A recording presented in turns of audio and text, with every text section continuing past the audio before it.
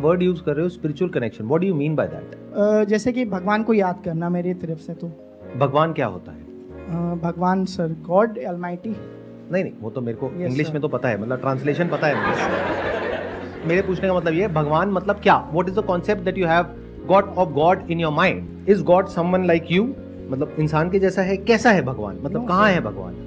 Sir एक तरीके से जैसे हम हार्डवर्क करते हैं तो हमारी हार्डवर्क को एक बूस्ट मिल जाता है उस एनर्जी की तरफ से, उस ताकि हम स्पिरिचुअल कनेक्शन मेंटेन करेंगे तो हमें एक हार्डवर्क में अपने बूस्ट मिलेगा, ऐसा कि वो एनर्जी हमारे उस हार्डवर्क को और ज़्यादा बूस्ट करेगी और हम उस चीज़ के लिए, जैसे कि मैं सीए कर रहा हूँ तो उस सीए को भी वो और अच्छे से एक तरीके से परस्यू कर सकूँगा, उस पर और ज़्यादा मेरा फोकस रहेगा। अगर आप ये कहते हो कि मेरा स्पिरिचुअल कनेक्शन बन गया, वॉट एवर दैट मीन्स, मतलब क्या कि मैंने भगवान को या तो कोई चढ़ावा चढ़ाया या भगवान के लिए मैंने कुछ किया या भगवान का नाम लिया, यस सर। और वो लेने से भगवान खुश हो गया और जिसकी वजह से मुझे एक एनर्जी मिली, एक पुश मिला और मैं लाइफ में आगे बढ़ गया। मतलब आप भगवान को यूज कर रहे हो वो अचीव करने के लिए जो आप करना चाहते हो, as simple as that. Sir use नहीं, मैं एक तरीके से कि मतलब अगर उनका सपोर्ट मिल सकता है सर, जैसे हम आपकी मोटिवेशनल वीडियोस देखते हैं तो हमें मोटिवेशन मिलता है,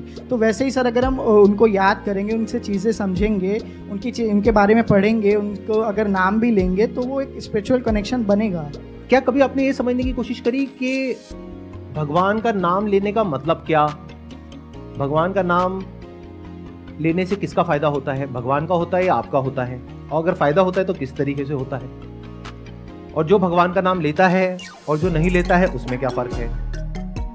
क्या कभी इस तरह से हमने समझने की कोशिश करी, या बस जैसी हमारी कंडीशनिंग हुई पड़ी है बचपन से कि तुम्हें बैठ करके ये करना है, कोई क्वेश्चन नहीं पूछना है, जबान नहीं लड़ानी है, जो कहा गया है वो करना है, और हम वो करते चले जा रहे हैं बिल्कुल वैसे ही जैसे हमारे पेरेंट्स कर रहे थे या ग्रैंड पेरेंट्स कर रहे थे। किसी पर्टिकुलर जगह पर जाते हैं, वहां पर जा करके जो भी अपनी लिस्ट है वो उठा करके सामने रख देते हैं, तो मुझे ये चाहिए, मुझे ये चाहिए, मुझे ये चाहिए, मुझे ये चाहिए। क्या ये भक्ति है? No sir. क्या ये भगवान को याद करना है? No sir. If you guys really want to understand कि स्पिरिचुअल कनेक्शन क्या है और ये किस तरह से हमको हेल्प करता है, तो अब ध्यान से समझना मेरी इस बात को।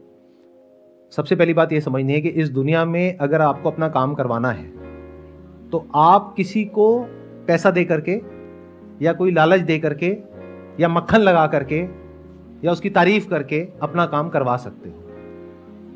ये इंसानों की दुनिया है। तो हमें क्या लगता है भगवान की दुनिया में भी कुछ ऐसा ही होता है, यानी वो इंसान पार्शियलिटी करेगा।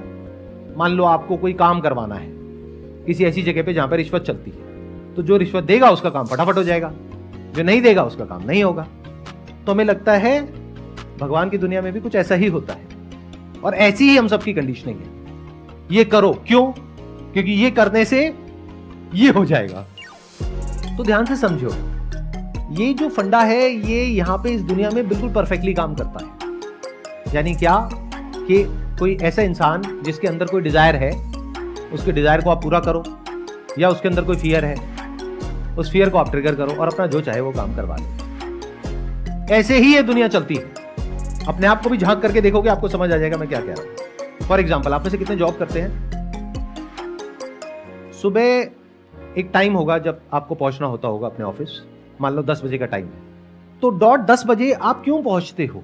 क्योंकि वहां पर पहुंचने से आपको पुण्य मिलेगा, या फिर इसलिए पहुंचते हो क्योंकि अगर टाइम से नहीं पहुंचे, एक आध दिन चल जाएगा, 2 दिन चल जाएगा, लेकिन कुछ दिन बाद आपको उस जॉब से निकाल दिया जाएगा, या फिर आपके पैसे कटेंगे। एग्री कर रहे हैं सारे मेरी इस बात से? तो पीछे क्या आया? Desire and fear. तो हम लोग ऐसे ही ऑपरेट करते हैं। बट अगर आप दुनिया के किसी भी ग्रंथ को पढ़ोगे, वहां पे क्लियरली लिखा हुआ है God is that which is free from all kinds of desires and fears. तो अब भगवान को क्या रिश्वत दोगे? मतलब चाहे आप भगवान का नाम लो या ना लो, उससे भगवान को कोई फर्क नहीं पड़ता है। किसको फर्क पड़ता है? अगर आप भगवान का नाम ले रहे हो तो आपको फर्क पड़ता है। ये क्लियर होना बहुत जरूरी है। ये मत समझो कि भगवान कहीं पर बैठा है और वो ये देख रहा है कि कौन मेरा नाम ले रहा है, कौन मुझे अच्छा बोल रहा है, अच्छा कौन मुझे बुरा बोल रहा है, इसको तो मैं बर्बाद करके छोड़ूंगा। इसने मुझे बुरा कैसे बोल दिया, ये मुझे मानता क्यों नहीं है, इसको मैं नहीं छोड़ूंगा। ऐसा दिखता है अपने आसपास में? आंख खोल करके देखो। बहुत सारे लोग हैं जो भगवान को नहीं मानते हैं, उनके पास कोई कमी नहीं है किसी तरह की, और बहुत सारे लोग हैं जो भगवान को बहुत मानते हैं, उनके पास खाने पीने के लिए भी पैसा नहीं है। क्या ये सच है या मेरी कोई इमेजिनेशन है? अपने आसपास में देखते हो ऐसे लोगों को? और मजे की बात, अलग अलग लोग अलग अलग तरह के कॉन्सेप्ट ऑफ गॉड में बिलीव करते हैं।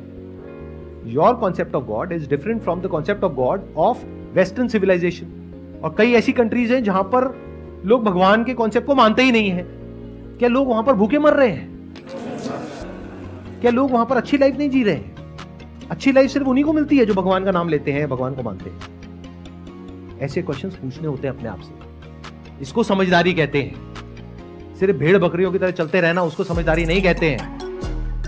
यानी जो सब कर रहे हैं वही आप करते चले जा रहे हो और आपको ये लग रहा है कि हाँ उससे कुछ अलग होने वाला है। वही होगा जो सबके साथ हो रहा है। अब देख लो अपने आसपास में क्या हो रहा है सबके साथ। समझो, ऐसी बातें कहीं नहीं होती हैं।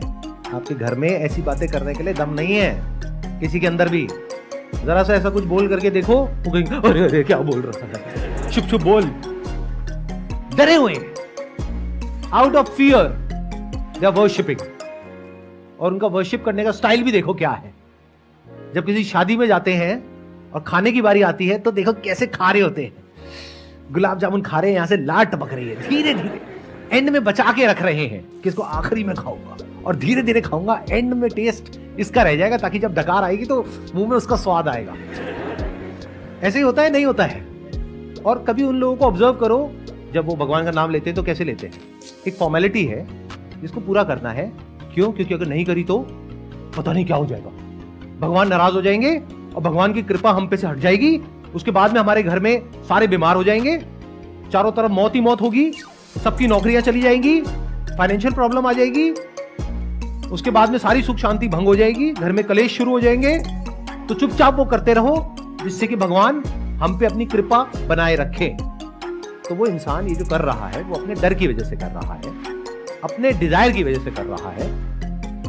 उससे भगवान को कोई फर्क नहीं पड़ता है। या तो हो ना कि वो उस तरीके से भगवान का नाम ले रहा है जैसे वो प्लेट में आखिरी गुलाब जामुन होता है जिसको धीरे धीरे खाते हैं। अगर आप भगवान का नाम ऐसे लेते हो जिसमें कि आपको वो नाम ले करके अच्छा लग रहा है, अंदर अच्छा फील हो रहा है। फॉर एग्जाम्पल, आप भगवान राम को मानते हो, एक तो तरीका है राम राम राम राम, एक है अपनी सांसों के साथ जोड़ दिया, breathe in breathe out, Ram Ram Ram. थोड़ी देर में वो नाम भी डिसॉल्व हो जाता है, फिर आपकी सांसों में, उस नाम में, आप में कोई फर्क नहीं रह जाता है। इससे किसको फायदा होता है? भगवान राम को या आपको? इतनी सी बात समझ जाओ।